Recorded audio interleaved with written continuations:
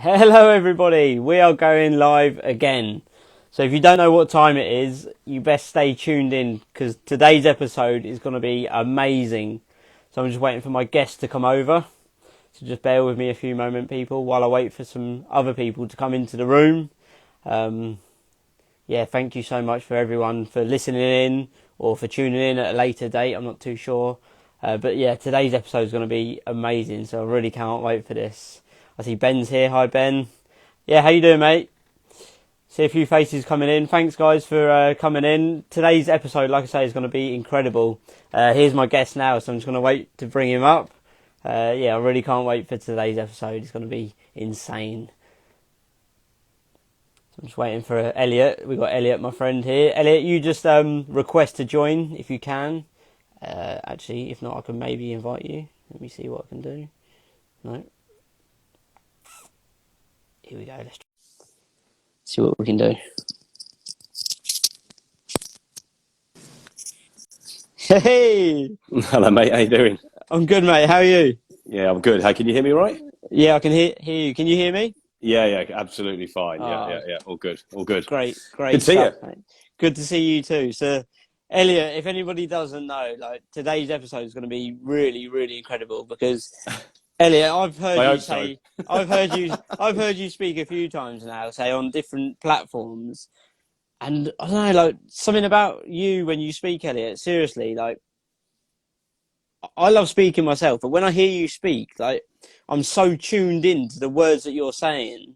Really? You see it, like seriously on a different level. Like I can't stop listening. Like every time I hear you speak, I'm just like. I really don't think you know how good of a speaker you are. Seriously. Wow. Well, Seriously. I'll take the compliment, but thank you. Same here, my friend. I mean, you know, from your journey over the last year, I've definitely seen, you know, massive, huge growth from what you're doing, and kudos to you, and for doing these, for getting on and not just talking about it, but actually getting on and doing something as well. Yeah, no, thank you, Elliot, so much. So, I mean, I love speaking, and I'm sure you do too. Like, speaking's a skill, but listening's a skill too. So, I didn't actually know. This is deadly serious. About a year ago, say a mentor of mine asked me to do some. I could just bear with 1 second. There's my son, my 12-year-old, has literally just messaged saying influencer. Cheers, Kian. Oh, that's so nice. That's so nice. Yeah, no, seriously. About 12 months ago, 13 months maybe, like a mentor of mine reached out and asked me to do some podcasting for them, for their team, and I said, yeah, that's cool. So he introduced me into something called active listening, and I didn't have a clue what active listening was. Right. So hence why I'm saying pushing myself outside of my comfort zone, not only to speak but to actively listen. Hence why I'm doing these interviews. So yeah, for anyone that doesn't know, I'm bringing together some of the most inspirational people that I've managed to connect with over the last year or so. Some of the healthiest, wealthiest, and happiest people. And Elliot, you're definitely one of them. So thank you so much. Don't know about wealthy, but I'll go for healthy and happy. Oh, mate, brilliant. So, listen. Thanks for the invite. Thanks for the invite, Ryan. It's an honour to be asked on, and I know you've waited a while, so. Hope I can deliver today. That's all. No pressure. No pressure, man. Yeah, no pressure at all. It's just a conversation between two mates. We got a little bit of an audience. But Elliot, yeah, let's kick it off then. So, what I want you to start with, is for you to maybe tell us a little bit about who you are, what you do, your life's journey. Maybe focus on, say, your younger years, sort of through the late teens, 20 years old. Yeah. Some of the challenges that you may come across, and just what you had to do in order to get you to where you are today. Wow. Well, it's been it's still a journey, right? I've only just started. The previous part was it's my apprenticeship, up to date. It's been my apprenticeship of life, right? Life and business. I mean, obviously my name's Elliot Brown. I don't have an orange background, and I'm not in London town either. So none of that works, but I still made it work, man. I mean, still made it work. Thanks, my friend, for inviting me on. Obviously we met on Clubhouse, and a year ago, I feel a lot's changed in that year. In fact, actually, it's not just all the years beforehand. I feel like I was almost setting myself up to the past 12 months in a weird way, take on one of the biggest challenges of my life and get me to where I am now. And this journey onwards is going to be pretty interesting. Looking forward to this chapter. But if I go back, I mean, listen, Ryan, there's been a myriad of jobs, a myriad of experiences business wise. I've helped start business, launch products, and built a building, which of course is going to way outlive me. So it was a block of apartments, and built a company for a client. In essence, it was almost like our business that we were running, myself and a partner of mine. And we took this business in the video games industry. And I don't play video games at all, as my son will tell you. And we took that business from 500 grand investment and literally was like, here's the money, do what you need to do in the industry. And we took that to 20 million in just under 3 years, which was a lot of years of experience, I suppose, and mistakes and challenges that sort of took me to there. So that was good. And that was a few years ago. I've had market stalls selling golf equipment, my friend, and I can't play golf. And that used to bring me in anywhere between 2 and 5 grand profit on a Saturday, which I ran for 2 or 3 years in my mid-20s, actually. And the reason I did that was to support me knocking doors, learning to sell, right? So selling water coolers while I was pissing it down with rain in the UK, not the best product, but, we still made it work. And I cut my teeth doing that. So, but before I sort of go on to that, you want to know about some of the earlier years. And that was my sort of earlier years when I decided I needed to train myself and learn from literally from the ground up, right? So literally knocking doors. The reason I'd done that is I had to step away from a couple of situations. So you want me to go back to my late teens, early 20s, right? You're interested in those years, Ryan. I'm getting a feeling for this for sure. So listen, when I left school, I didn't know what I wanted to do, mate. I had no idea what I wanted to do. I know I didn't want to stay at school, and I sort of stayed on to sixth form, and they advised me to leave after about 6 months. I have no idea why. I don't think it was misbehaviour. It might have been, but they definitely advised me to leave school. I had some fun there. I even had a locker selling the usual stuff that an entrepreneur does, sweets, chocolate bars. But also, I happened to manage to get a spare key to one of the storerooms in the school. Naughty. But there was these rough books, right, that they had at school were in demand. And they were like this sort of notebooks, right? They were in massive demand. And you only got one a term. And I managed to get a stack of these things. So I used to knock these out of this locker until somebody grasped on me. How rude. And that was that got me into a bit of trouble and sort of 13, 14. But the entrepreneurialism goes way back to then. After leaving school, I wasn't sure what to do, mate. I really wasn't sure where to go, what to do. Nearly joined the RAF, believe it or not. We don't talk about that a lot. I nearly joined the RAF as an engineer. That wasn't really for me. And then, believe it or not, at 18, I went to Burton College and started a BTEC National in Business and Finance. Wow. Let me think about this for a minute. I wonder where I would have been if I'd seen that through. I could have maybe skipped 20 years of shit. But I decided I didn't enjoy doing that, and ended up getting a part-time job in a bar. I ended up moving to Spain and took sort of that with me. I ended up managing a bar in the UK at 18, 19. Went to Spain and ran a bar there as well, down in Fuengirola. The Costa del Sol, aka Costa del Crime. And I think we all know that because we've all seen all the British gangster films, right? Well, dare I say, within a few months of being down there, it was very easy to be a bit of a naughty boy back in the day. And so I did. We were partying all the time, going out, running a bar. And of course, who are you going to meet? You're going to meet all the bad boys, aren't you? That are already clubbing, are already going to the bars and doing all the things that you shouldn't be doing. And so I sort of got involved in this sort of life that took me down a different path. It got me, put it this way, let's be subtle how I put this across. I ended up spending some time at His Majesty's service, or whatever you call it, basically. So I ended up spending a little bit of time in Spain for doing some naughty stuff. And I got out. And that was like sort of, I don't know why, but I slipped straight back into that sort of naughty life. So I'm 19 years old at the time. No, 20, 21, 20, 20, 20 years, 21 years old. 95. So 95 came alive. It was 93 I got free. 94 was a bit of a bore. 95 came alive. That was an interesting year. We had an apartment, ended up having an apartment and a villa at the same time in Spain. I had a 525i BMW. I thought I was Charlie Big Potatoes, to be honest. And I was a bit of a wannabe gangster, Ryan. I definitely was. And over that year, when I was 21, I never left home without having a grand in my bum bag, basically. So bum bags were in then, and they're back out again now. We just wear them across the chest these days, right? So I ended up getting involved with a few bits and pieces, sort of import-export, let's put it that way, coming back to the UK, but not necessarily legal products, all right? I'm trying to be PG at the same time here, as you can maybe tell, Ryan. And one journey driving back from Spain all the way back to the UK, we were driving up through Spain all the way. You could almost see like 4 seasons in a day sometimes if you do it at the right time of year. And it's February, so actually the weather was pretty good down south coast of Spain.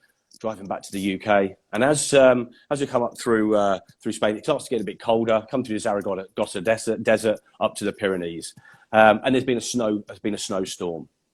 So the normal frontier that we'd get through, we had some cigarettes in the back and bits and pieces like that. We had to the border was closed up in the mountains, and because that was closed, it was like late at night. We ended up staying in this hotel, and I was like said to my girlfriend at the time, I think we should go skiing for a couple of days or do something up here, like just stay around there. So we ended up staying overnight and getting up the next day. And when I got up the next day, Ryan, we're sitting at breakfast, and I had a bit of a strange feeling, a bit of a weird feeling, sort of like a gut instinct. I got a gut instinct, sort of low down feeling, and I was like, if we drive today, I've got a feeling I'm going to get into trouble.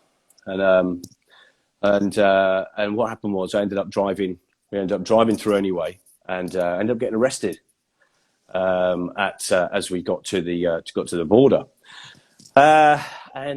because they'd found something in the vehicle that shouldn't have been there, Ryan. And it doesn't matter what it is, because I don't think that's the purpose of the reason what happened. But what happened was me and my partner both ended up doing some forced rest time in France, and that was for 27 months. Now I remembered sitting at breakfast and saying this is going to be my last breakfast in freedom, and it was. Now, if I wind back a little bit and I go back to maybe sort of a year or two before that, I'd been down in Spain, and I'd been down there about a month. And when I was nearly ran out of money, my father said to me, he said, if you get any trouble at all, let me know, get some money down to just tide you by. And we've been looking for jobs. We've done a bit of bar work and stuff, and we weren't yet going to get paid. So I just needed, like, literally at the time, it was like probably £200, maybe the equivalent to £200. Ended up speaking to him on the phone, and ended up going into one and screaming and shouting, and it was just not making much sense at all. And I said, you said you'd help me out, and he basically was pretty well sort of calling me all sorts of names, which was pretty standard, to be fair, from many years before. But that's another story. And what happened was he said he wouldn't help me. So that day, I had a choice. If he'd have helped me, I would have been okay, because actually we would have been working to the bar, would have done me to the next month, but I had to quickly make some money. And actually, what turned out was that the decision I made, and the impulsive decision I made, due to actually outside circumstances that had created that situation. Hey, trust me, I put myself there, right? This is no blame on anybody. This is where my brain works, and this is where years later I've understood why certain decisions were made. And I think a lot of people need to understand this as well. There I am, and he said no, and I had to make a decision, and that decision took me on a different path. That decision, in essence, took me on a path which gave me a forced rest in Spain for 7.5 months. That then obviously got me into a situation because of a catalyst of other events and things that happen, and actually a growth mindset and an entrepreneurialism just probably with the wrong products. But it had taken me on this path, and I still had a growth mindset. It was we were actually scaling of quite a naughty business. Not that naughty, you know. People smoke it all the time these days, you know. So I don't need to, you know, say necessarily what it is, but you know, everybody smokes this stuff now. And back then, you know, obviously it wasn't legal. So I'd gone down this path, and so I sort of almost like it was like a rewind back to this moment. And I was like, that just changed everything for me. You know, that point there changed my path, my direction. And it's very easy to do that. We get paths, right, where we get to a T-junction, right? And sometimes things that we are outside our power, there's opportunities available, and they're the best opportunities available to you right then. And if you're right up against it, and you're possibly going to be on the street, or you're possibly going to, something else could happen, or possibly something worse could happen, I don't know, because your brain isn't necessarily going to think as clearly as it should do, because you're in a particular sort of almost like an emotional state as well. And that hides that gut instinct sometimes, that feeling, that anxiety feeling, which I now realize is anxiety. I never did. Now I do now, never realized back then. It stifles that feeling. So you make ill-fated decisions.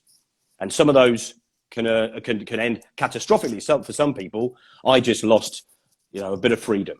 You know, I didn't lose my life, I didn't lose a limb, I didn't lose an arm. So I'm luckier than many, but I did lose that. And I learned a lot from it. And so when you go back to when that happened, I had to take a real long, hard look at myself and think, listen, a career criminal really isn't my shizzle, is it? It's not working for me, this stuff. So, you know, bed down, learn, understand yourself, and just get on with it. And I did. And so what happened after that is that I really needed to learn business. Now, there's a family business I could come out to, although there was some strange sort of relationships after my situation. Not because of me, actually, believe it or not, but that's a whole other story. And so when I did, I had to look at opportunities that weren't going to take me back to the same path. Now, years later, in fact, in the last 12 months, I've realized I've got ADHD. I haven't been diagnosed yet. I haven't done plenty of tests. I know plenty of people with ADHD coaches, and other people who have pretty well said, I have no idea how the hell you did not realize this before. And I think there's a lot of decisions that have been made along the years that are definitely been because I've gone from an impulse. I'm chasing some sort of a buzz at times. The ADHD brain is looking for a release of endorphins, right? It's looking for something that's going to challenge it as well. I talk about it like a nit because it almost is like that now. When you've got absolute clarity, which is difficult at times, you get hyper focused. And that's what you focus on, and you'll do your very best at it. In fact, you'll probably do better than most people when you do it. So I had that ability to do those things as I started selling and then going through business and then just hitting sales and doing that really well. But I almost had to, in the background, hide that shit that had gone on for years, because who wants to talk about that? It's a different world right now, isn't it? It's a different world. We could talk about these things because it's good to do so. In fact, you know, people love the fact that I'm open and honest about talking about certain things. And so it's really interesting that if I'd have known that I had something like ADHD, if I'd have had people that we could talk to about that and be as open as we are now and have these conversations and talk to people that also not necessarily suffer with it, but have actually found a way of that being a superpower, you can really focus that. But I didn't. I kept trying different things and learning more and more stuff, you know, and even going back to the naughty stuff, Ryan, I learned a lot of shit from that. There's a lot of trust things there. There's a lot of business elements to it. You know, supply and demand, obvs. You know, you know, you have to have a structure. You have to have a supply. You know, you have to have the customers. You have to have, you know, the right products. You've got to deal with the right people. It's business, right? It's generally business. I mean, some of the biggest businesses are set up like that, and many people come through it, like rappers, for example. that then become some of the world's biggest businessmen. 50 Cent, Snoop Dogg, people like that, all have become huge stars. Snoop Dogg maybe not, but 50 Cent definitely, big gangster. Snoop maybe not so in the same way that we maybe see 50 Cent, but you understand where I'm getting at. And so, there is massive business elements in that. So there's definitely a brain here for that. I just have taken a long time to figure that out, my friend. Wow. Elliot, mate, seriously, thank you so much. And again, just going back to what I said at the start, like, I love when you share that. I'm so tuned in, and I'm sure the people that have been watching have been too. So I just want to start by saying thank you so much for sharing your amazing journey. And it's so inspiring. So like, what I can take away from that, like you just mentioned there, without realizing at the time, there was so much that you learned in that specific situation. You learned business from, say, selling, supplying, and trading, selling the wrong things, but you actually learn business, like business 101. And like, absolutely. I've seen like many of these great entrepreneurs, they say, like, I can't even remember who it was. It could have been like Elon Musk or something. It said like, people that sell these types of products, which aren't necessarily legal, are some of the greatest business men and women in the world, right? Yeah. So yeah, like, just don't listen. Just don't get caught. No, I'm not. I'm not condoning it. But do you know the interesting thing is though, you look back to when I was like 18. In fact, on my 18th birthday, I was due to go to college to Jesus, I haven't thought about this for years. To go to college to do the course, basically the BTEC National in business and finance. And I was like, my 18th birthday. What? Yeah, I'm going down the bar, and I binned it off that night, and that was it. Now, that was because I was chasing. I wanted to go out and get hammered on my 18th and go and enjoy myself, When I go and sit in a class, and it will have to be honest with you, the teacher was really boring anyway, which doesn't really help a lot of subjects, to be fair, does it? You've got to keep people's interest, particularly people like me. And I don't know about yourself, Ryan, but lots of creatives, a lot of people with that sort of outside thinking, that different way of thinking. We were the disruptors at school. We were the ones the teachers actually really liked. Years later, they're the ones that go, yeah, we quite enjoyed you. You're a bit different from everybody else, But at school, you're getting a bollocking, or a rubber thrown at you, or something like that.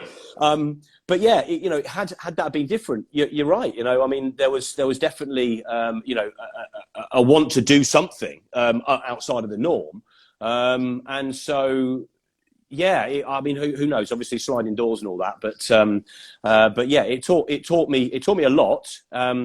It taught me a lot of hard lessons. I learned more about myself. I became very self-aware, which you do. I've never called it paranoia unless you're on drugs, basically. Then you get paranoid sometimes, but that's that.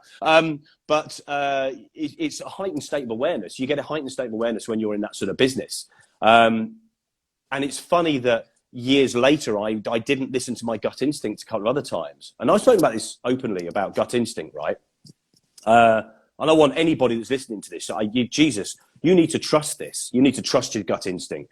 Yeah, there's a thing called the vagus nerve, which goes from your brain to your stomach. And the reason we get that is that's your warning signal. That the gut instinct is a warning signal to let you know that something's not right. Right? It's actually probably slightly more intelligent than your brain. Your brain tends to take some emotions and things like that, which can make the wrong decisions, particularly when it comes to ADHD. And I know a lot of business people that have had lots of varied jobs and done lots of different things, had quite naughty backgrounds as well, and are all very similar, but they're very, very successful in their own right because they managed to focus it in the right direction.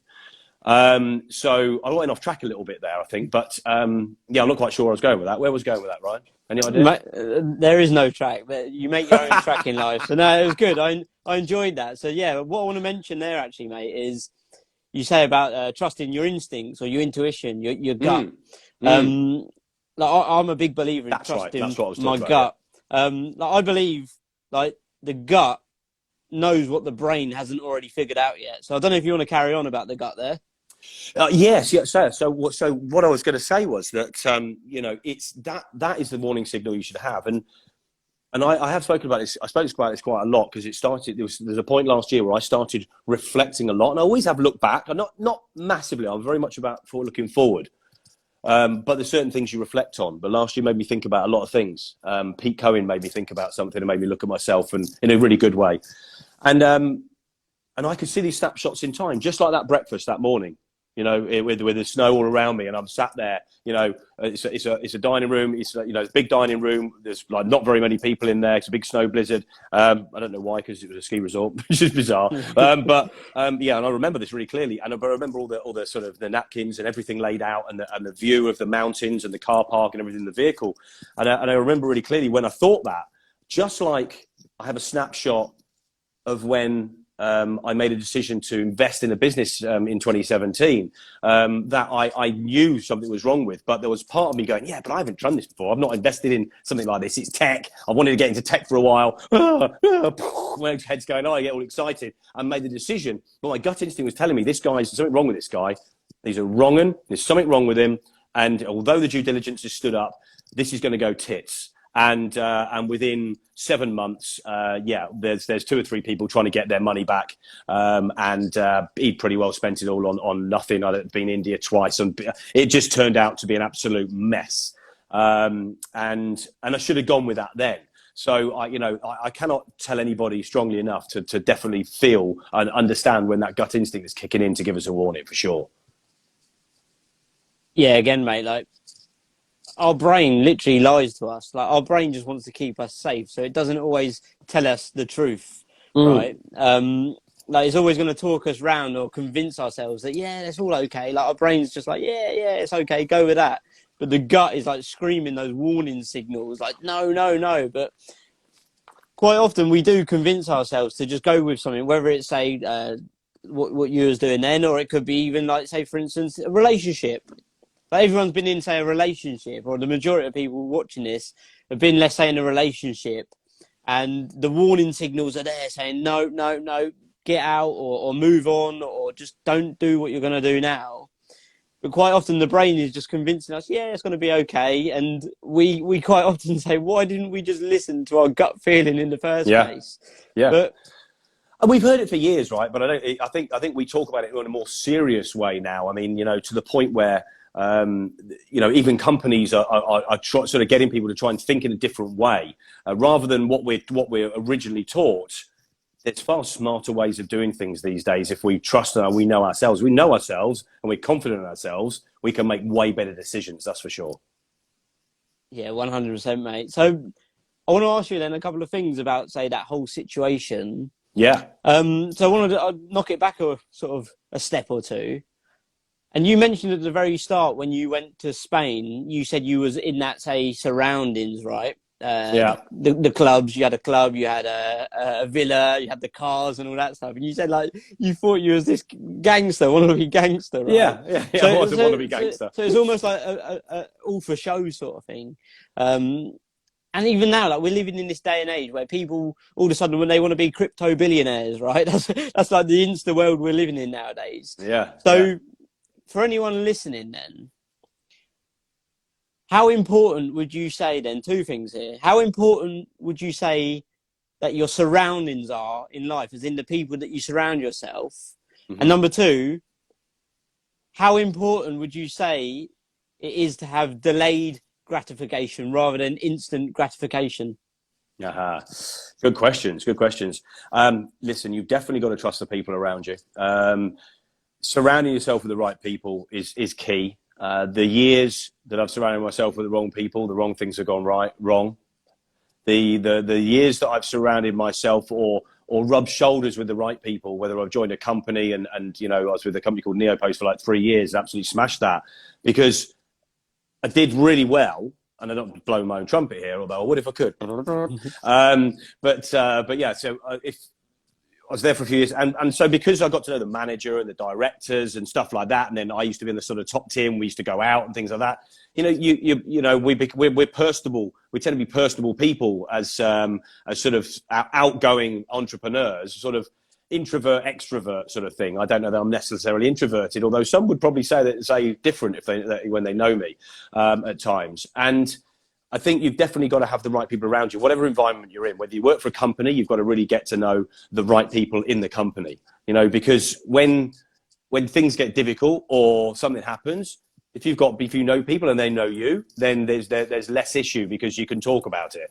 If you just get on, sort of just put your head down and just get on with life, that doesn't really work. Although putting your head above the parapet, it can get it shot off as well, of course. So it's a difficult balance, but or blend. But you definitely need to get to know the right people, for sure. Surrounding yourself with the right people, going out with the right people. And I mean, Clubhouse has been incredible to bring so many people together from all over the world, and now be surrounded every corner of the globe, if you're a flat earther, with the right people, right? And we've definitely got to do that. I spent years doing international business, Ryan, so it was always key having the right people around me, making sure I had the right suppliers, making sure I had the right relationships, making sure you keep people informed, all of that stuff, just in like in any transaction, in any business, in any relationship, really. Blatant honesty, upfront, no bullshit honesty, that some people will respect but not like, and other people will respect and like.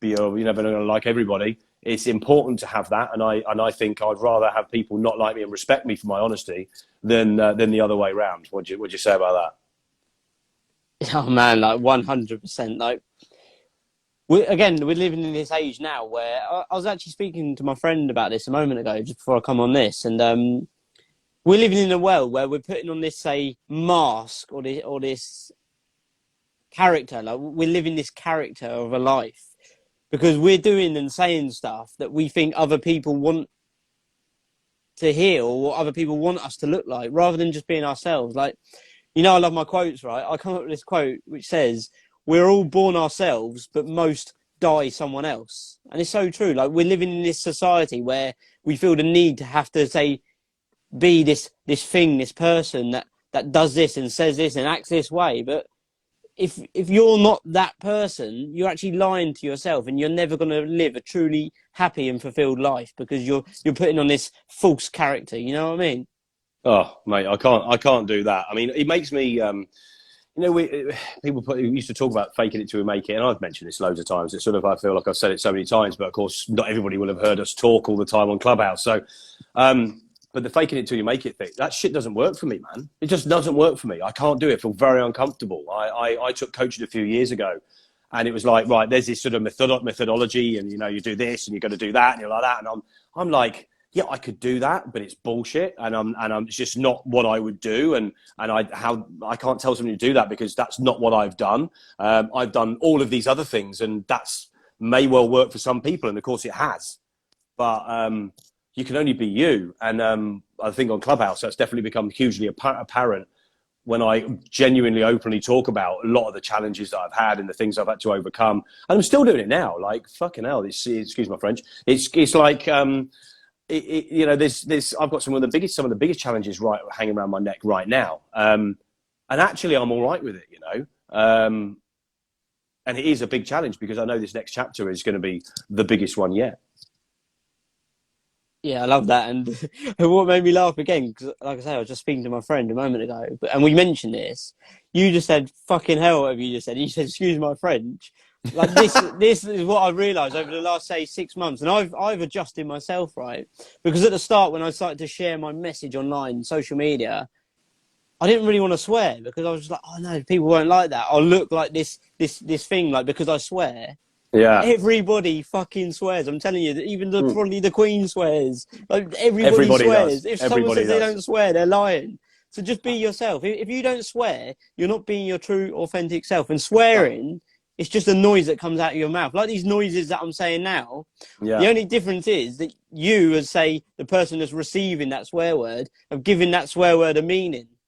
I could say fucking hell, and it could be like, oh my god, I've just seen like the most amazing thing ever. I'm so happy. Or it could be like, I bumped my foot and it really hurts. Like, absolutely. Well, the meaning that person gives to it, right? And you're right, because how many situations do we get into where the person, you might be your partner or family member or whatever, you could swear normally, but then suddenly it gets a heated conversation and use the same words. And I do this regularly because I swear a lot, right? Like I've got a potty mouth.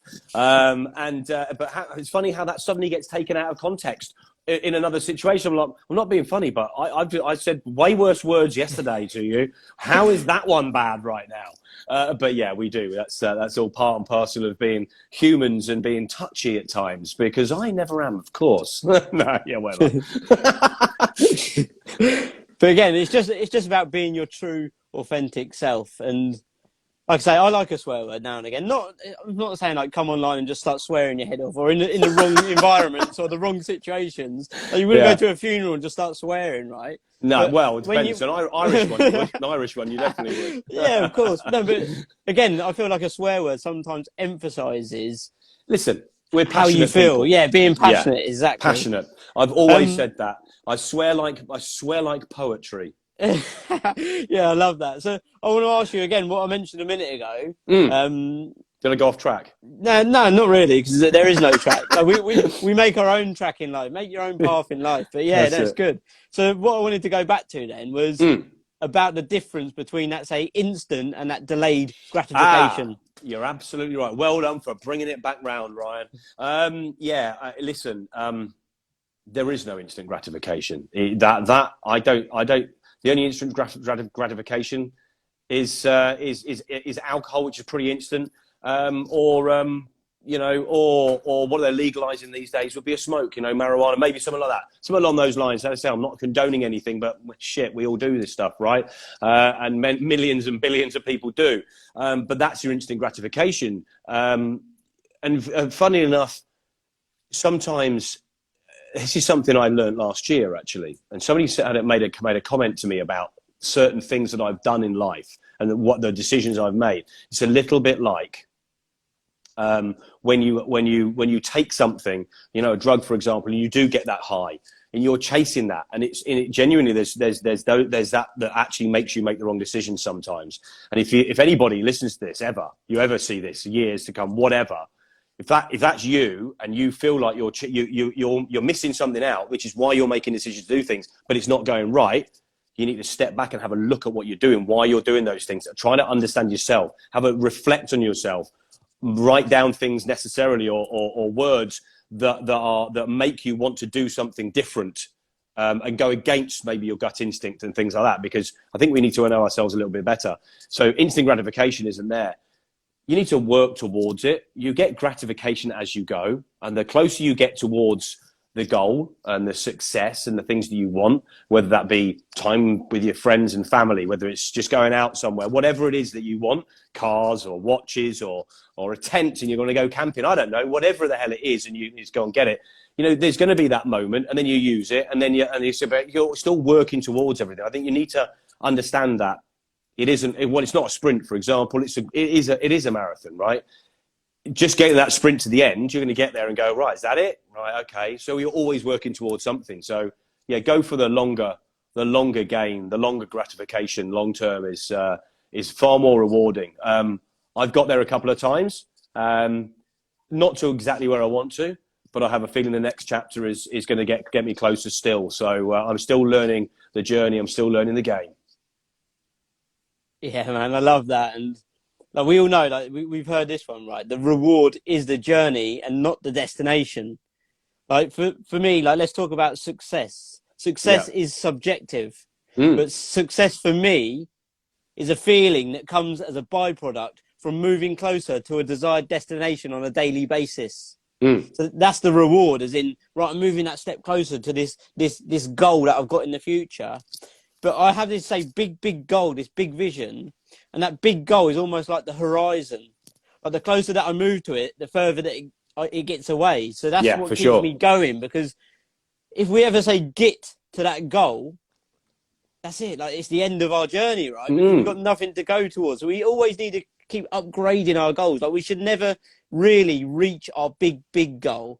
Of course, like, we need these little mini milestones along the way to hit these smaller goals, but we need this big vision, this big goal, and we may never even get close or even reach that goal.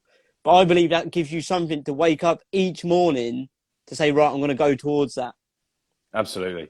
And listen, I mean, visualization is something I talk about a lot. And, what you're saying there about, your goals and visualizing things, and I think you firmly have to visualize something so much that it's in your mind's eye. And if you can do that, you can get there. You know, that's what a lot of people would do. Some of the most successful people there's ever been have used visualization tools. I mean, you know, we talk about maybe creating a board where you've got pictures of whatever it is that you've got on there, but you've got to reverse engineer it, right? You've got to work it back. And, you know, yeah, that might be the ultimate goal right now, which things change, because, you know, that BMW you wanted may well be, you know, an electric car by the time you get there, you know, but you've got something to work towards, you know, electric supercar or whatever, you know what I'm trying to get at. But, I was just thinking about something I did years ago when I reverse engineered something and I'd set a BMW up as it. So that's why I use that. But then you've got to set like mini goals, right? You've got to, and that in essence is the structure of getting from here to there.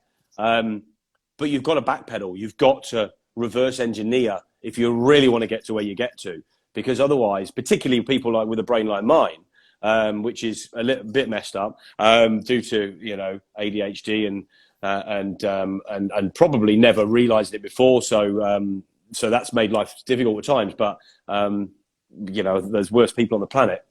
But getting to there, when you set those little ones, they're far more achievable. And within no time at all, they're getting bigger and bigger and bigger and bigger. And I think if you keep going, that's when it works. The minute you get complacent and stop, that's when it starts falling apart. Never get complacent. Never get complacent. Yeah, I love that. And it's like the compound effect, right? Like it's these small wins that we get on a frequent basis that compound and stack on top of each other to then build to the point where we're, say, getting closer and closer and closer to that big vision and goal, say, on a frequent basis. So, yeah, no, sound advice there, my friend. So, Elliot, as we sort of start wrapping this up now, yeah, I've got 5 quick questions that I want to blast through. Oh, go on then. Right, so here we go. So, number 1, what is the best piece of advice that you have ever received and why? Pete Cohen last year, and I've said this many times, maybe ask myself about my why. Why am I doing this? And I was walking on a street in London, actually, I take my son to football, and I still remember where I was then. Funny, these moments in time. And I was like, I don't know, I've not really asked. And I got a bit uncomfortable. And he said, ask yourself this, and I want you to come back to me, and we want to talk about this. And that was it. That's the best piece of advice. He told me to ask myself. But now it sounds like the most simple question anybody can ask. And for me, I'd never really thought about it before. And it got me to ask. And it's taken me now on a path where I think all of that stuff that I've told you about, and there's, trust me, a whole ton more, has taught me enough that furnishes me with enough knowledge to be able to help more than your average amount of people. And so everything I've done so far has been, as I said, my apprenticeship. So he's helped me to realize my why, and my why was definitely to find something through all of that, stumble across some tools that I could use to help people, and now create something that is already helping people, and I haven't even done a great deal with it yet. So that has been the best advice, just asking me to ask myself why. Wow. Yeah, mate, that's like one of the biggest questions you could ever ask yourself. Like, why, right? But also, like, what I like what you mentioned there about how you learn, say, through adversity, you learn, say, many tools that you can now use to help other people. And there's a quote, and it says something like, one day you will tell your story of how you got through what you've been through, and it will be used as somebody else's survival guide. So, like, you've learned so much through that process of what you've been through in your life, and now you can use that structure to help other people, say, get closer to where they want to be in their life too. So, yeah, the next question would be then the opposite to that. What is the worst piece of advice you have ever received and acted on, and what was the result? Depends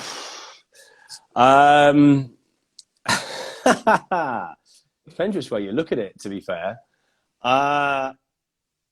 If I was talking in the last 5 years, I would say the worst piece of advice was listening to a friend of mine who said, this guy I know, who I've known his family for years, has got this incredible idea. I think you'd really like to talk to him. This is just as I'd had one of my bigger years, basically, and earned a reasonable amount of money in through 2015, 2016, so 2016, 2017.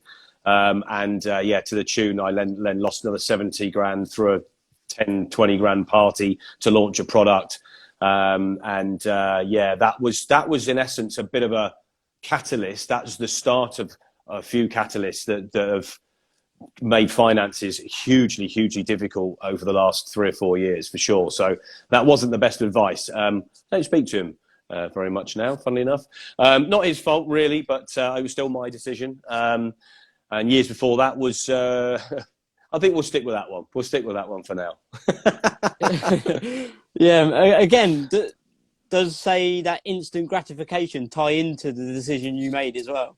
Listen, it wasn't. I was finding it painful to transfer the money over anyway, because my gut was telling me that something wasn't quite right. So it was a bit of a weird transaction. I was excited to start off with, yeah, but there wasn't. I don't know what that was about. That was having a midlife crisis. Let's just go with that one. I like that. So the next question then would be, I believe life is about, say, learning and progressing and moving forward, but an even bigger part about life is unlearning a lot of the sort of shit that we've been taught, or those beliefs that we've been pushed onto us from childhood. So what would say maybe the biggest thing that you had to unlearn whilst you was growing up? Yeah, I've how not to do stuff is something I speak about a lot, right? And I've learnt, the hardest lessons have been the best lessons. I think when I was younger, I started seeing some untruths coming from probably both parents, if I'm perfectly honest with you. And that is something that never sat very well with me.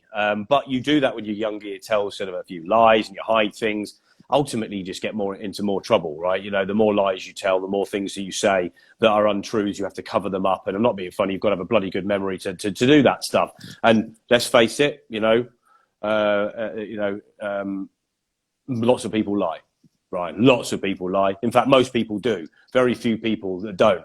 I almost can't. It just doesn't sit well with me. And it's much easier to tell the truth. So I realised that in my 20s.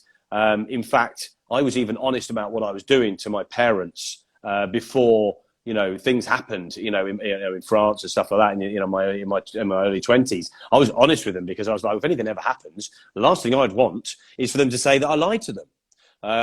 But of course, those people then lie to other people, and so you still get to you still get seen that you were not truthful, but that's because other people still do.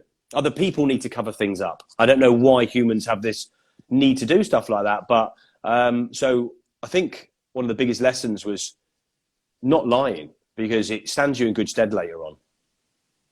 Wow, Matt, that is such a great response, because like you mentioned, like everyone say lies, everyone makes up these lies, but quite often they say lying to prevent somebody else from experience pain, but it's gonna hurt them even more down the line when they actually do find the truth out, right?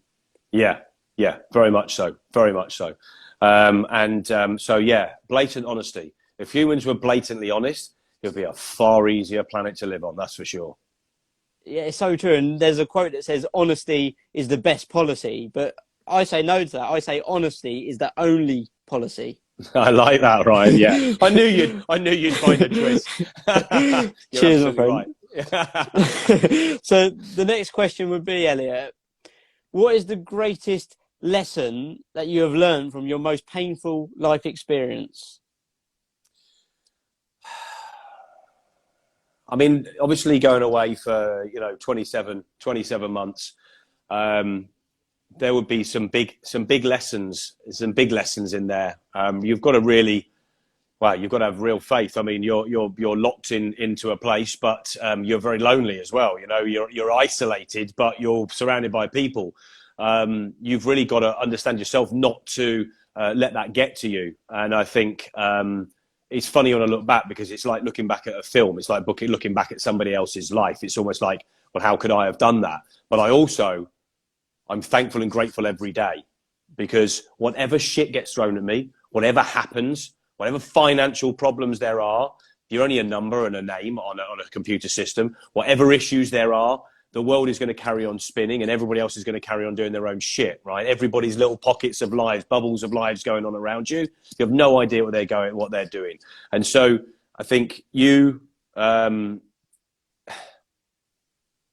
think you've just got to be true to yourself, my friend.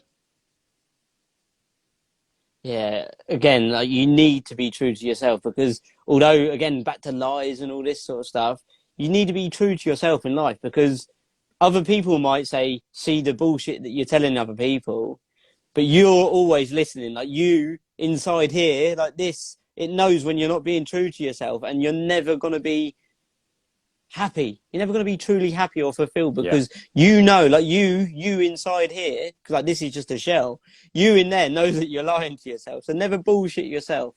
Yeah. Just Listen, stay true. Yeah, stay true. But I think the biggest thing is that we've all got options, right? And when you lose the options and you lose any sense of freedom, you have more respect for it, I think. And I did anyway. So my biggest lesson came from respect for freedom. And I still celebrate the day I got out every year, and think about it, because I will never forget the day, and I'll never forget how I thought, how I have to change my life, because this is not what I'm going to carry on doing. Wow, man. Again, like, I can only just imagine, and I'm sure people watching feel the same way. So no, it just almost goes back to gratitude, right? Like being grateful for freedom. Like that's what everyone wants in life, freedom. You forget, listen, you forget sometimes. You take everything for granted. We all do, right? Just life. You know, rarely do we feel gratitude all the time. Anybody that does, I mean, they must be leading a very different mindset life than many of us. But I think we've got to be grateful. We've got to be grateful for freedom. We've got to be grateful for everything we have, for sure. And the more gratitude I have, the easier things seem to be to make decisions out of as well these days, which, I'm 47, 48 this year. What? And, you know, still learning, you know, as I said, genuinely, I feel like I've just started life. Oh, brilliant, man. So final question, Elliot. Go on. So we sort of wrap this up. Yeah. Knowing what you know now, what one piece of advice would you give to your 20-year-old self? Haha. Trust your gut instinct. Trust your gut instinct. All of the things that have gone wrong is when I've gone against it. And I won't be doing that anymore. So, that will be it. I think, wow, if somebody had told me that and explained what that feeling was and what that was about, then belief in yourself and trust your gut instinct. Wow, powerful, so powerful. So, Elliot, thank you so much for coming on. I know we've My got a few pleasure. people here, and I've really enjoyed this episode, and I'm sure many people can take a lot away from this. Elliot, for anyone that wants to reach out to you or follow your journey, what's the best way for somebody to connect with you? Oh, with some, I'm at the moment, I'm going to be changing this, but at the moment it's host_Elliot Brown, obviously, here on Instagram. I'm on Facebook, Elliot Brown, LinkedIn, and Clubhouse, of course, if anybody's on Clubhouse. But yeah, you can catch me there. On my Instagram is Linktree, so you can go and see everything else on there. But I'm going to be doing more of these. I mean, you've sort of got me back into this. I mean, I was doing podcasts, a couple of years ago. In fact, believe it or not, I did nearly 100 or so podcasts in a year. Wow. And I've done nothing for the last 2. Again, ADHD brain. I've done that. I figured it out. Now I'm going to wait until I've got to the right time to do the right show. But we're definitely getting you on that when I do, Ryan. Oh, Elliot, thank you so much. And everybody that's come through the room today and listened in, thank you, everybody, for coming on. Elliot, my friend, thanks again. And everybody, thank you so much. Thanks, Ryan. And we'll see you on the other side. Yeah, Cheers. take it easy. Cheers, man. Cheers, bye-bye. Cheers. Bye-bye. Bye.